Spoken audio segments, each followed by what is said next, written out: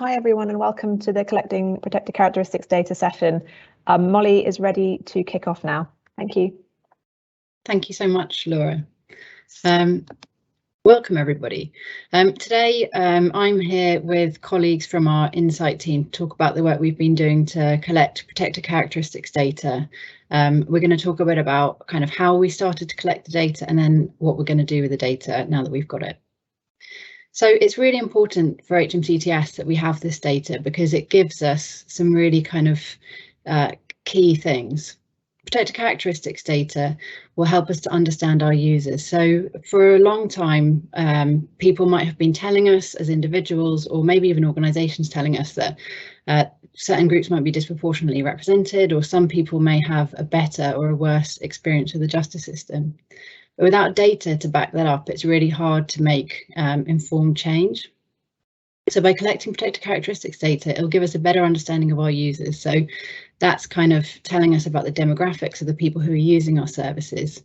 It also helps us to understand when we link that data to case data, what the difference in people's experiences are. So if people are having the same experience when they're part of different groups, or if they're having different experiences, and then potentially if people are having experiences that might be worse than other groups. And by having that information, we can then use it to inform service design and look at the kind of process that sits behind our services and make sure things are made better. That is part of improving access to justice, but it also strengthens our ability to meet our obligations under the public sector equality duty. So every public sector organisation has to consider when we make a change, what might the impact of that change be on different groups, particularly on groups with different protected characteristics. And so having this kind of data lets us look at not just what we think might happen and what we think might be the impacts, whether positive or negative, but what actually happens. So as part of reform, we built a common component, and a common component is a kind of standard way of asking a question or putting capability into a reform service. So in this case, it's a set of questions around your characteristics. And that's now live in a number of services, so civil money claims, probate, divorce, social security and child support. And we're working with immigration and asylum and also the Single Justice Service to get these questions live, which is really exciting. And over 150,000 people have already answered them, and that's a response rate for us of about 50%. So it's about half of people who we ask the questions to happy to give us data and helping us to kind of improve access to justice. So the first part of making that common component was working out what should the questions be and what data do we need to collect. So to do this, we first formed a subject matter expert group. So that brought together kind of data stakeholders from across government, including the Office of National Statistics and GDS, and also the Race Disparity Unit. And we were looking at kind of what are the legal requirements of this, what's best practice, so what are other government departments doing and what are other organisations doing, and also what's established practice, so what does kind of good look like now, are there any kind of standards that we should be following? And we looked at this for all of the protected characteristics, which you can see there on the screen. So the group really looked at this and they identified that there were some key priorities. So the first thing that they needed to consider was what are we doing with the data? So typically when you're collecting data within a service, it's used to kind of as part of delivering that service. So it has to be relevant to that. But in this case, we were collecting it for analytical purposes. And that meant that we needed to make sure that it would enable robust analysis. So at first glance, you might think that the best way to ask a question about age, for example, is to say, well, how old are you? Or on disability to say, do you have a disability? It's kind of plain English, it's simple, it would be easy to understand. But actually, if you're going to have data that's going to be enabling analysis, it has to meet certain other criteria. So for example, it has to be part of a harmonised standard. And that means that across different surveys, different kind of touch points, different organisations, the questions are asked in the same way. And that's part of what the Office of National Statistics do when they set standard questions. So for example, by asking a question like age in exactly the same way as it's asked in the census, we're able to compare the demographics of our users in HMCTS services, not just because it's the same question against other services, but also against a UK population who responded to the census. The next thing that we prioritised was optionality. So early on, our behavioural scientists advised us that if people feel that they're in any way forced to answer these questions, they may not be entirely truthful. These are very personal questions, and there's a whole load of reasons why somebody might not feel that they wanted to tell us the answer to these questions. So we made sure that they're entirely optional. And that also links into the important point that people don't feel that these questions, answering these questions when they're kind of engaging with us, would have any bearing on their particular claim. And the other priority we had was around inclusivity. So the importance of making sure that people who are answering these questions feel that they can answer them, that there's a space for them to respond, that they're not kind of pigeonholed or unable to kind of be part of this. And so we made sure that where we have another option, you can always type in with free text and tell us how you identify. So early on as well within this design process, we thought about, well, how many of these questions can we ask? You might commonly see that you're often asked these questions in different surveys, but you're not always asked all of them.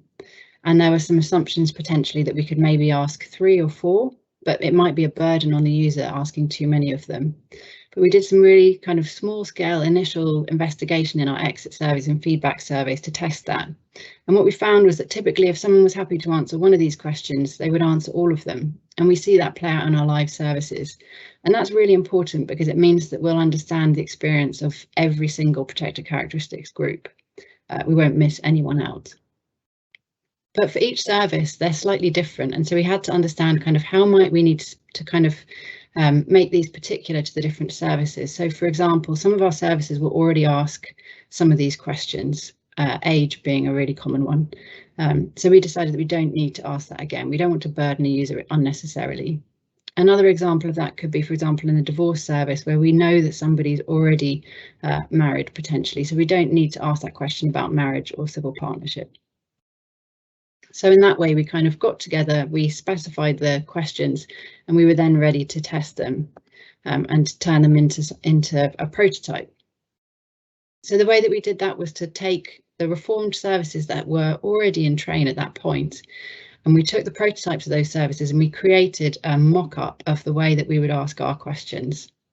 And then we tested that in lab environments. This was before COVID, so face-to-face testing with people, over 100 of whom kind of looked at these questions. And through that process, we iterated the way we asked the questions, the introductory text, and also the place in which we asked them within the service.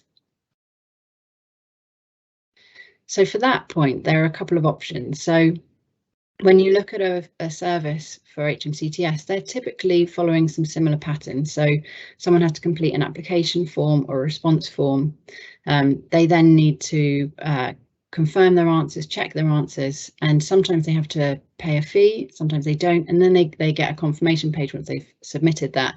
And in some cases, you have an account for a user. So we looked at the different points that we could ask the questions. So there's an obvious section in the application form where you get questions about you, some personal questions. And we thought, well, maybe it would work there.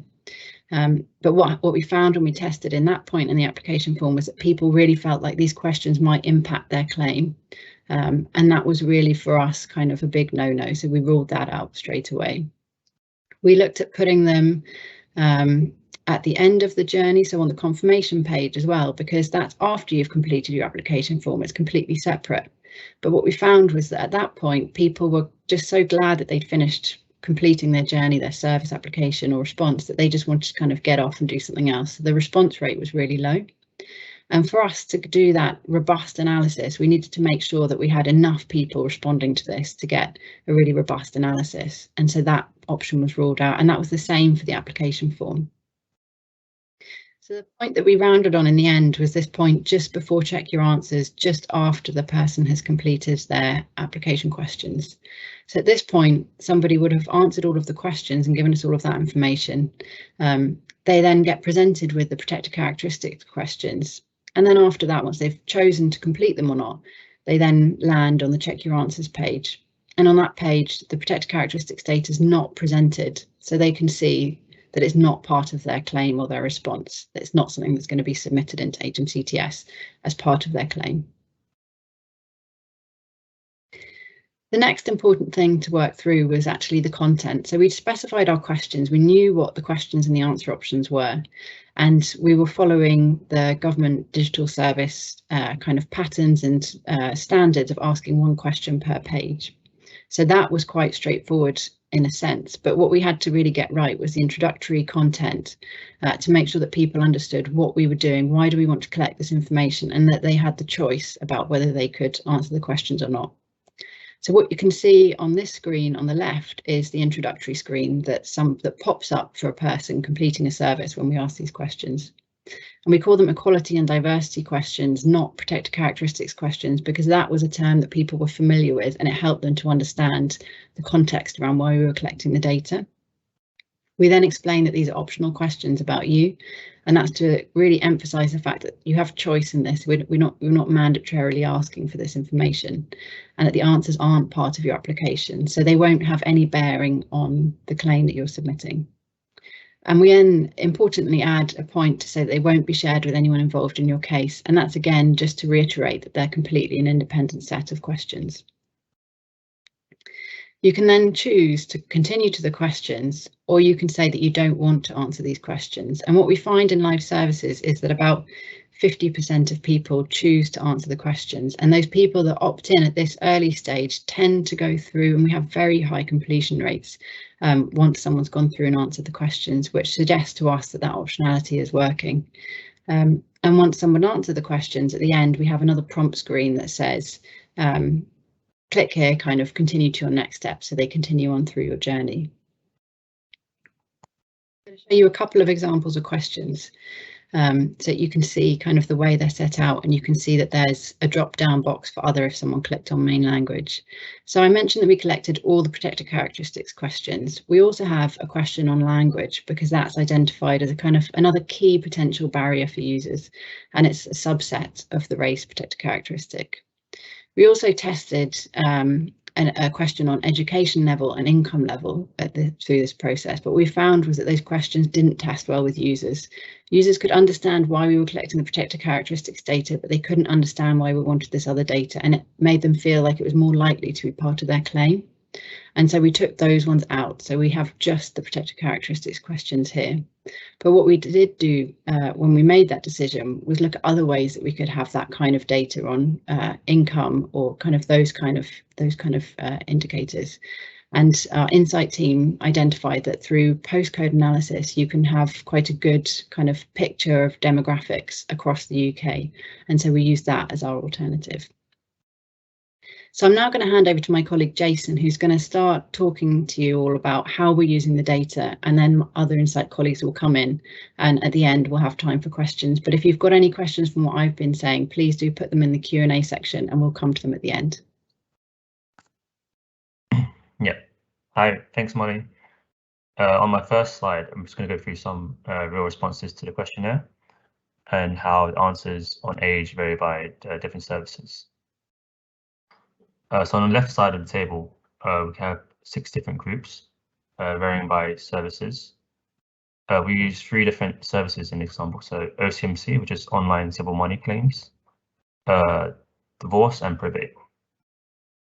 On the main part of the table on the right side, there's the distribution by age, where each number represents the percentage of applications for that group. So for example, we look at the first row for OCMC claimants. We can see that 18.5% of this group are aged between 25 and 34. Looking across different services, we can see that probate applicants are generally older compared to OCMC and divorce. So you can see there's a quite heavy skew for probate applicants aged 55 to 64. Whereas if we look at OCMC, for example, there's quite a more even distribution across the younger age bands. Also within probate, we can see that there's a difference between the digital channel and the paper channel. So the last 2 rows, where the paper channel, as we expected, they're generally more old applicants. Because answering the questionnaire is voluntary, we have to acknowledge that there will be a risk of bias in the results. So next slide, please.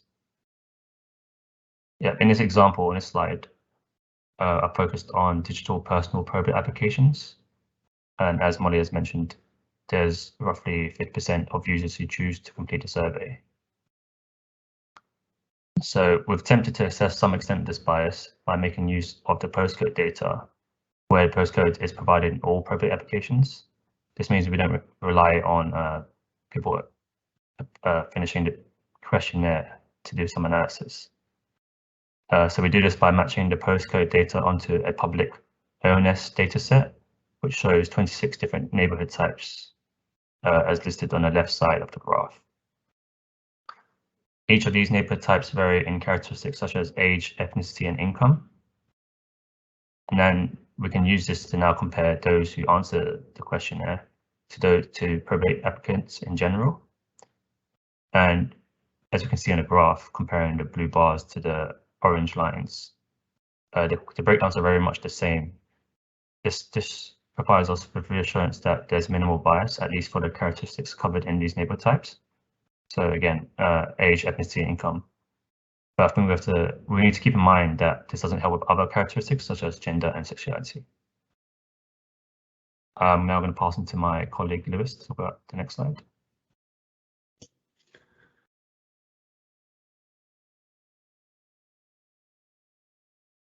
Thanks, Jason. Hi, everyone. I'm going to continue with the probate example here to explain how we can use the protected characteristics data to assess the equality of service. And in this particular example, we're just going to look at one characteristic, which is ethnicity, and we're going to look at whether timeliness of those probate cases vary by ethnicity. So at the top of this diagram, we start by focusing on a particular cohort of cases and therefore applicants that we would expect to be similar. One detail here, if you're not familiar with probate, is that we're looking here just at granted probate cases. So this means we're already excluding the most complicated cases, such as those where there isn't a will. Then we really want to look at the timeliness aspect through two main measures. First, we're looking at whether the case has been stopped or not. And by stopped, we mean the case had to be paused to resolve an issue. And this is typically to do with inheritance tax or, again, an issue with the will.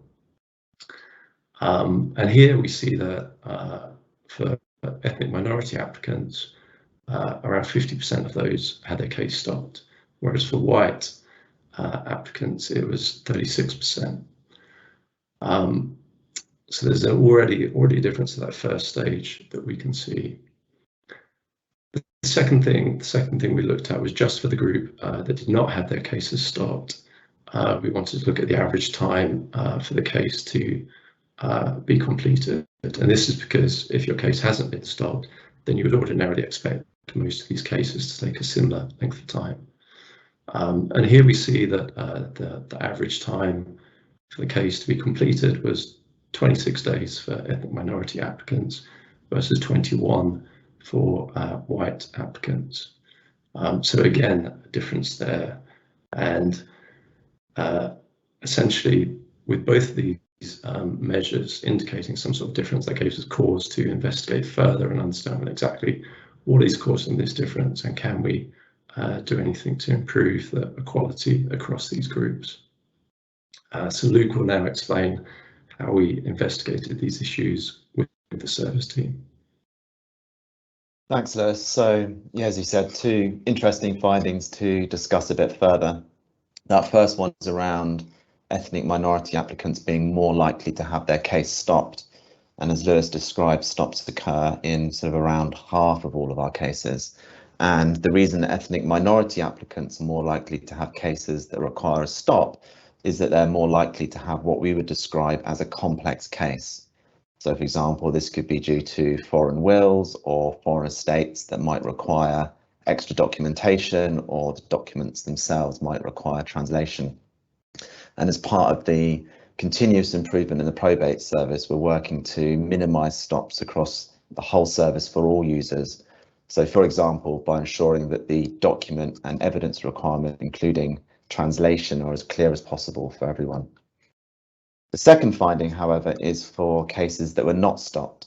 And this is where ethnic minority applicants experienced on average a longer wait for their grant to be issued. And it's with this particular example that we found a couple of potential causes. The first is that there were technical issues with the order in which new cases are displayed in the queue for processing. So ideally, cases should appear in the processing queue in the order in which the users are clicking the submit button on gov.uk. But there have been a few technical issues that have meant the system hasn't been working 100% effectively.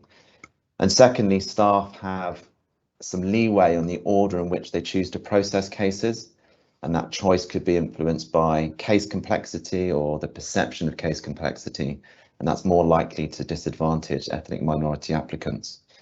And so it's with that, this second finding where the cases that were not stopped, that we've identified a sort of a real difference in access to justice by ethnicity. And we've now determined the potential causes of that difference, and we're working with the service team to fix them. So there are two changes currently underway to the case processing system that should help to resolve this access to justice issue. The first will fix the technical problem that controls the order the cases appear, and then the second will remove the leeway that staff have on the order in which they choose to process cases. So we expect that those changes will remove the difference in access to justice by ethnicity, and that means that the final stage of our work will be to monitor timeliness by ethnicity with that expected improvement in mind. In terms of what's next for us, just moving on to the final slide, as I said, we'll be monitoring timeliness in probate to check for improvements in access to justice as those changes are made. And we've now started scoping the equivalent in-depth analysis for divorce, online civil money claims and social security tribunals.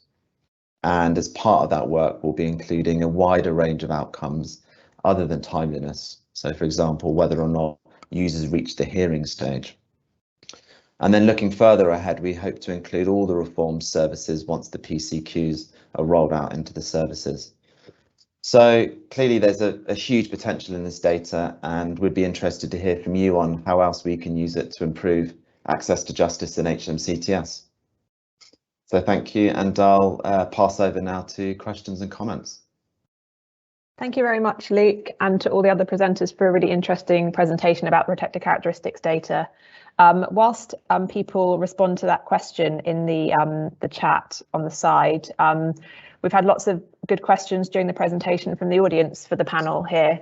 So please keep the questions coming. We have until, I believe, 1:45 to answer some questions from you, and we'll try to get through as many as possible. So I have the first question for Luke around what will you do if you identify differences in access to justice by protected characteristics?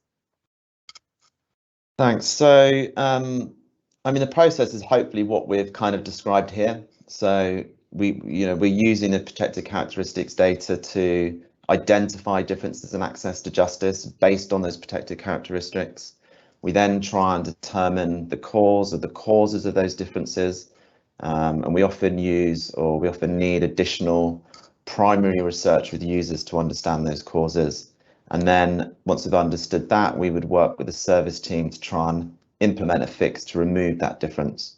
And then finally, we would monitor the same data to see if that difference has been resolved. So, you know, that ethnicity and timeliness example in probate that we've described is the first of those where we've identified an access to justice issue. And we're currently in the process of implementing those fixes to try and sort it out. And over the next few months, we'll be looking to monitor the timeliness data to see if that has been resolved. You know, that whole end-to-end process can take a while, but the good news is we've started that process. You know, and all of us here on the presentation today, Molly, Jason, Lewis, and myself, and our respective teams are, you know, really passionate about trying to identify these differences and improve access to justice. Great, thanks very much, Luke. I have the next question for Molly. So does the addition of protected characteristics questions in services mean that for family cases, we will be able to see the ethnicity of the parents and children involved in cases? And if so, when is this likely to happen? Thanks, that's a really good question. So I mentioned the services that we're currently live with and working with. We have a commitment to roll out to all of the reform services they come through. So family services are on the list. So one of the next steps we take when we first engage with a service is to look at who are the users and how do we present the questions to those users. So I can't give a concrete answer now, but that's definitely will be on our list, and I'll make sure that we take that feedback into consideration when we look at that. Thank you. And I've also got another one for you. So there was a question from the audience around whether or not there is a protected characteristic question which asks about what their main language is. And I think you showed one on screen, but they also wanted to know how we identify from that if there is a need for an interpreter and how that would work in a case. That's a brilliant question. So we do have that question in the protected characteristics set. And one of the things that was really important to us in this set was that it doesn't impact the case, which I kind of touched on. So what that means is that that information that's provided there does not feed through to any kind of case action. But being mindful of that, there is a separate question in services which asks what kind of support someone needs, or potentially what adjustments they need if they've got a disability. And my team's working on a project to look at that question and make sure that we get it right. So they're two distinct pieces, essentially. This is purely for analysis, but if someone needs support, there is a separate question in the service, and we're looking at how we can improve that as well. Brilliant, thank you. Now just back to Luke, actually. Do we have plans to share data where we have it, or progress towards collecting data around timeliness of cases, geographical distribution of parties, claim values, or outcomes data? Yeah, sure. So we certainly collect a lot of that data in our systems already, and as part of the buyer recommendations, we're kind of making improvements to collect some of that data. And I believe in the next week or so, the strategy team should be making an announcement about sort of the publication of that data as it kind of relates to the buyer recommendations. Great, thank you. And back to Molly, sorry, there's a bit of jumping around. Are the protected characteristics questions collected for any civil or criminal cases? Yes, so I mentioned we've got them in civil money claims. On the crime side, we're working with the Single Justice Service to get the questions implemented there, and we have a longer term aspiration looking at the kind of wider crime space at that data. Brilliant, thanks for that. And then another question for you, Molly, around those with learning disabilities. So there was some concern about learning disabilities not always being flagged to us, and a particular concern in care proceedings where parents with learning disabilities are generally overrepresented. So do we ask specifically about learning disabilities and mental health problems in the services? So in the protected characteristics, there is we have the disability question comes in a kind of sections, and we do have one which covers what's termed impairment in the harmonised standard, which we can kind of share after if it's of interest. So we do specifically cover it there. In terms of the specific services, they ask questions in different ways. So I don't have an exact answer to that question in the service as to whether learning disability specifically is covered, but I think it's a really important point to raise. And as we look at what those questions identifying what support people need are, I think we'll take that away and make sure that's considered. Thank you. And again, Molly, one for you. We have a solicitor who regularly submits divorce cases online. We talked a bit about collecting this PCQ data directly from litigants in person. Do we have plans to roll them out to My HMCTS? So if a solicitor gets permission from their client to complete on their behalf, we could then get more data?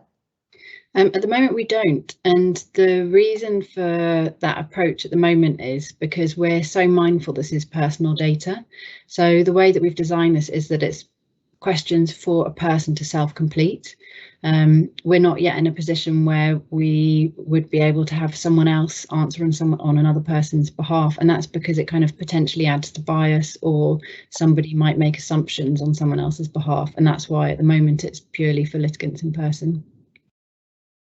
Great, thank you. And now back to Luke. I have two questions from the audience for you. So does every user of the HMCTS services where the protected characteristics are asked get given the questions to answer at the end of their case? Or is it just some? So the protected characteristics questions are an optional survey in the services, so that everyone has an option to answer those. Yeah, and the response rate across the services on average is about 50%. It depends on a service by service basis. Right, and you mentioned the 50% response rate. Do you feel that that's high enough to allow us to do some robust analysis? I'll pass to Lewis on that to give a kind of a more thorough answer, if that's okay. Thanks, Luke. Yeah, so the 50% response rate is not as high as we would like. We would, ideally want that to be higher. But I think even if it were higher, we still have to be quite wary of this risk of bias in the responses. So particularly when we're looking at characteristics that may only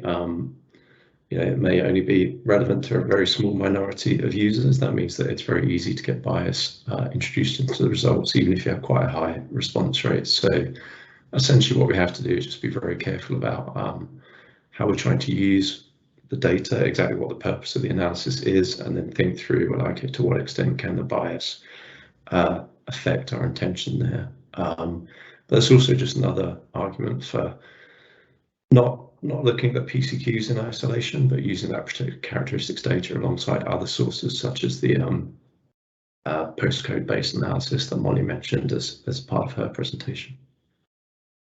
Thanks, Lewis. I do have another question for you from the audience. Where do the neighbourhood types come from that presented here?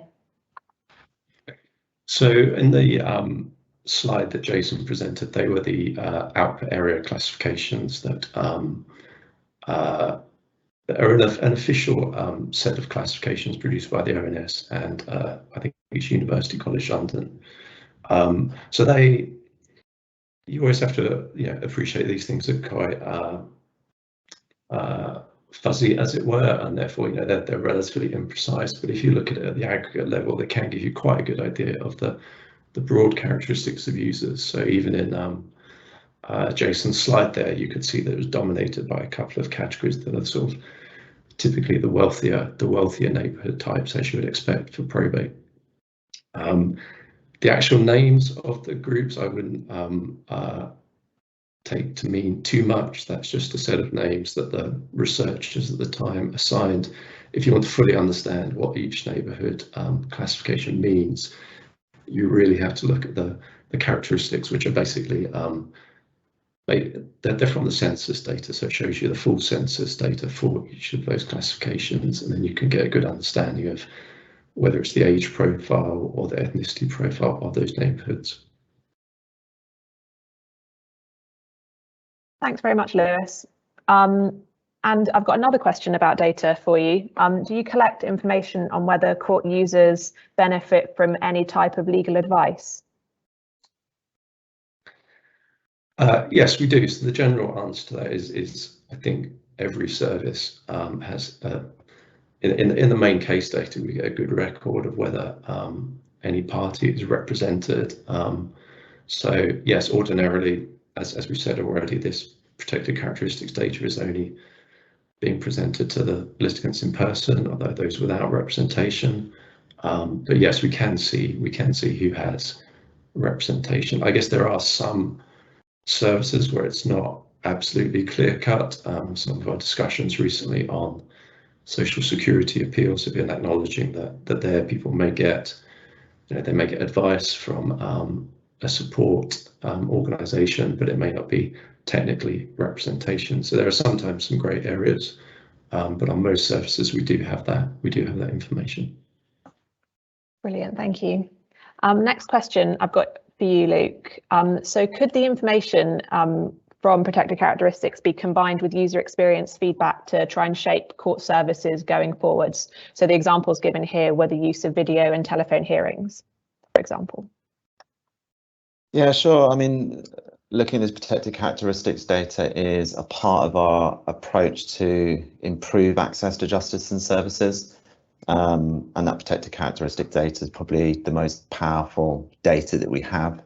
But we're also looking at a whole wider range of data as well. So we're looking at data around representation. We're looking at data that we collect on user experience. So we collect user experience feedback data in our digital services, again through sort of optional surveys at the end of sort of service completion. So we try and use all of this data in the round to try and understand what the user experience is and what the access to justice issues are, so that we can try and solve some of those. So it's all kind of combined and brought together to try and improve our services and improve access to justice. Thanks, Luke. And I've got another question from you around the timeline for completing analysis on divorce. As you mentioned, we were doing equivalent analysis in the divorce service. So when would that be available? As it'd be really interesting to see.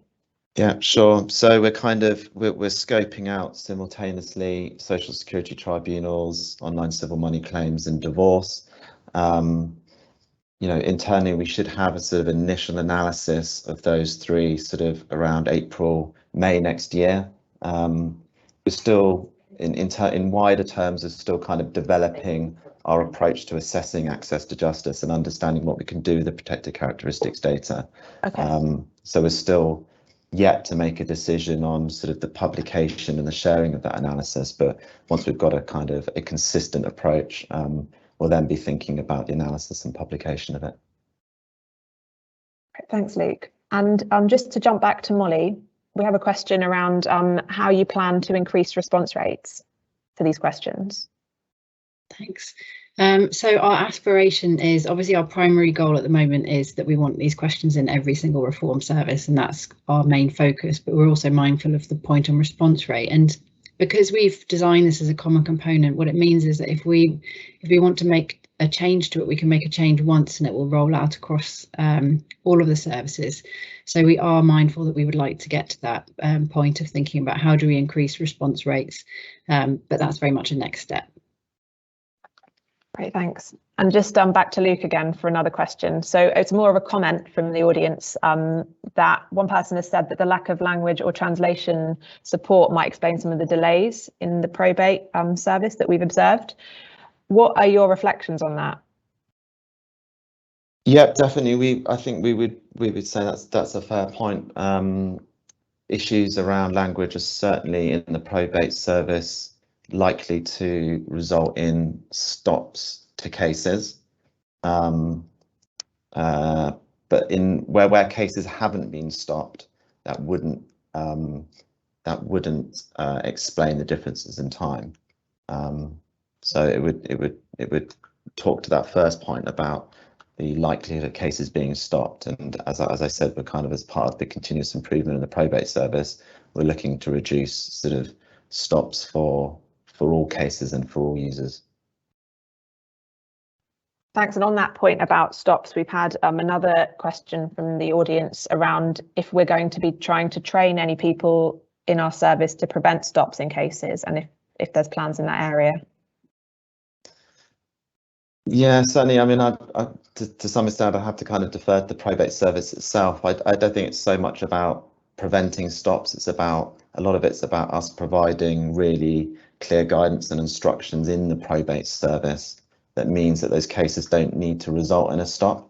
So, I mean, as Lewis mentioned, one of the kind of some of the key reasons for cases being stopped is that extra documentation is required, or more information is required from HMRC by the way of sort of inheritance tax information, and that's because sometimes the user may have not supplied that information, so we need to provide better guidance on exactly what is required, or there might be issues with some of the documentation that's been given in terms of the wrong signatures or the wrong names, and there's a combination of sort of user errors and HMCTS errors, and as part of that continuous improvement, we're trying to minimize the number of stops, and I'm sure that will involve, yes, certainly sort of better training for some of our staff where that's relevant. Thanks, Luke. And last question for you, and maybe Lewis might want to chip in as well. This question is asking, will there be longer term analysis looking at protected characteristics against case outcomes? Yeah, absolutely. So for probate, we've only really had the only sort of outcome to look at, outcome in the kind of the wider sense has been timeliness. But as we look at SSCS and civil money claims and social security, we'll have more data to look at, including whether a user has reached a hearing, what the sort of the actual outcome at that hearing has been, and linking that to protected characteristics as well. We're still in very early stages of that, kind of scoping out what's possible with the data, and what we look at, and then what we share will also be slightly reliant on our discussions with our other stakeholders like the judiciary. Certainly looking at sort of the case outcome element of it, and on case outcomes that will also be covered in some extent by the external evaluation that sort of the Central Ministry of Justice analytical team are conducting. Brilliant, thank you very much. That seems to be all of our questions from the audience. So that just leaves me to say thank you very much to all the presenters we've had here, and also to everybody who's joined and to those who've asked questions as well. And don't forget, we have a Q&A panel closing the event later today. So if you'd like to submit a question in advance, the email address is provided here. So unless there are any other questions, thank you to everybody and enjoy the rest of the sessions today.